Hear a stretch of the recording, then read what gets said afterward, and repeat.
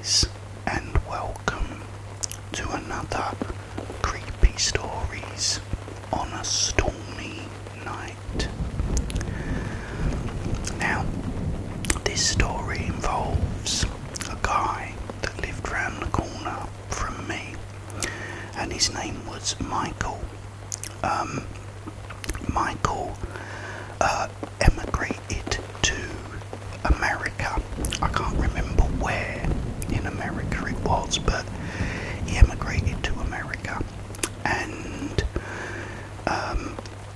after about 2 months he met a woman there called, I think her name was Carol, and they started dating and they got on really well, and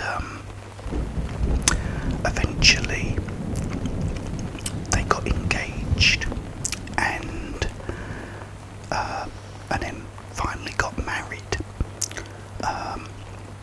They lived there for about a year, maybe 2 years, and they then decided to come back to England. So Michael sort of talked to Carol about it, and she said, yeah, okay, we'll do that. So they flew over to England and started looking at like houses in England, and they finally decided to buy this house in Kent. So they bought this house and they moved in, and their next door neighbours was a man and a woman in their sort of 60s, I guess, late 50s, early 60s, and the husband of the woman, I don't remember what their names are, but they like sort of come out and, you know, welcomed them both and everything else, and they was really nice, you know. They made them, you know, a cup of tea when they moved in that day, and they all seemed very nice. And the husband was a retired locksmith. He'd been a locksmith for like so many years, and he'd retired. And the wife, the woman, had her own sort of online business. She used to knit like sweaters and things like that and sell them online. So yeah, I mean, there was a really nice couple. So they moved in and everything was fine. Michael then, unfortunately, had an affair with somebody, and so the marriage broke up. Michael then went and lived with the woman he was having the affair with, and Carol was, you know, stayed in the house. It was quite a big house, so she wasn't very comfortable there on her own, so she put the house up for sale. So her plan was to sell the house and get like an apartment somewhere, you know, a bit more closer to the town as well, because it was a bit secluded, you know, sort of out in the sort of country part. And so she put the house up for sale. So Carol went to bed this one night. It was actually a stormy night as well. It was pouring with rain. She went to bed, but then in the middle of the night she woke up, and when she woke up, standing at the foot of her bed, someone was stood there looking at her with a balaclava helmet on and a raincoat, a black raincoat.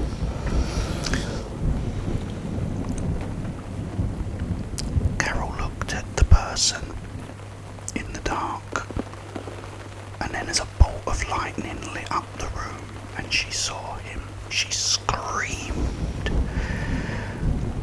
The guy, the person, whoever it was, then quickly ran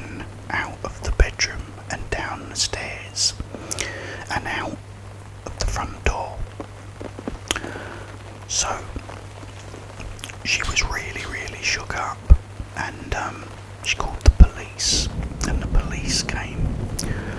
And what was weird is there was no sort of evidence of any sort of forceful entry, which was really weird. But one of her back windows was unlocked, and there was one of those windows that you pull up. So the police said, well, whoever it was has probably just pulled up this window, and climbed through. We really suggest getting some window locks. So, still shaken up, the police said, are you okay? She said, yeah, I'll be okay, I'll be fine. So she called her mum and dad, and she told them about it, and they said, look, the sooner you sell that place, the better, so you can come back and live near us again. So she said, yeah, okay. So she went back to bed, and then that was fine. The next day, she'd gone out and got some shopping, and was sitting down in front of this open fire. She had an open fire in her living room, which was really, really nice.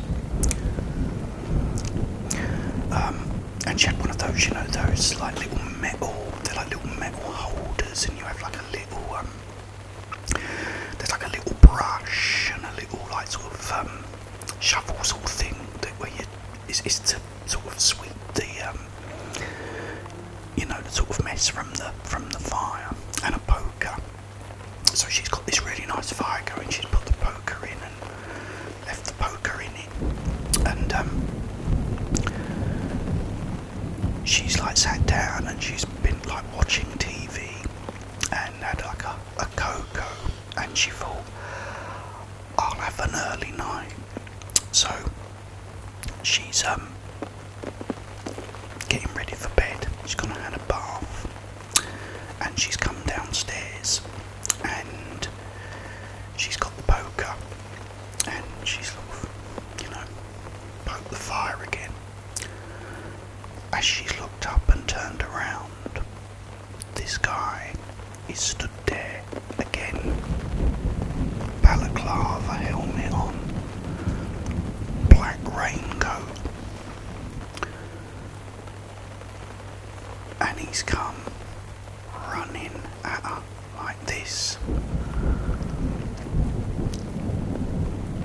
She's got the poker, and she's hit him with it right here on the shoulder, and he's gone down. She's then gone to hit him again. This time, as she's gone to hit him again, he's grabbed the poker, and all smoke starts coming from the poker in his hand, and he screamed out in agony, and he quickly got up and ran to the back door, to the back of the house, and quickly opened the window and climbed through and run. So Carol again has started she's really freaking out and everything now. So just to comfort her, she decides to call her next door neighbour. So she makes a phone call, and the woman sort of answers it. She goes, what's wrong? What's the matter? She says, oh my God, someone's just before she could say anything, the next door neighbour said, look, Carol, I'm really sorry, I don't have time for this right now. My husband's just come in with a real severe burn on his hand. I'll have to call you back.